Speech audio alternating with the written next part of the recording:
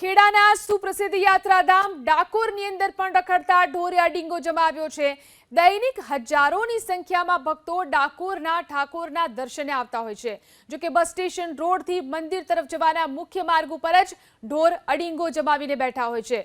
ભક્તો મંદિરમાંથી દર્શન કરીને બહાર આવતા જ બહાર નીકળવું કેમ તે મોટો સવાલ છે।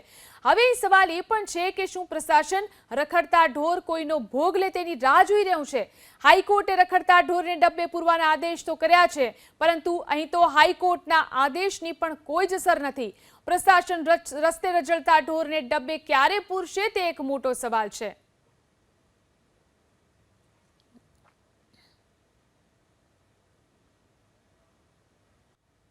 ખેડાના સુપ્રસિદ્ધ યાત્રાધામ ડાકોરની અંદર પણ રખડતા ઢોરિયા ડીંગો જમાવ્યો છે। દૈનિક હજારોની સંખ્યામાં ભક્તો ડાકોરના ઠાકોરના દર્શને આવતા હોય છે। જો કે બસ સ્ટેશન રોડથી મંદિર તરફ જવાના મુખ્ય માર્ગ ઉપર જ ઢોર અડીંગો જમાવીને બેઠા હોય છે। ભક્તો મંદિરમાંથી દર્શન કરીને બહાર આવતા જ બહાર નીકળવું કેમ તે મોટો સવાલ છે।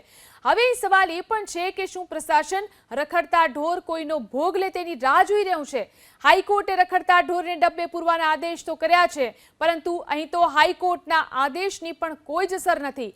પ્રશાસન રસ્તે રજળતા ઢોરને ડબ્બે ક્યારે પૂરશે તે એક મોટો સવાલ છે।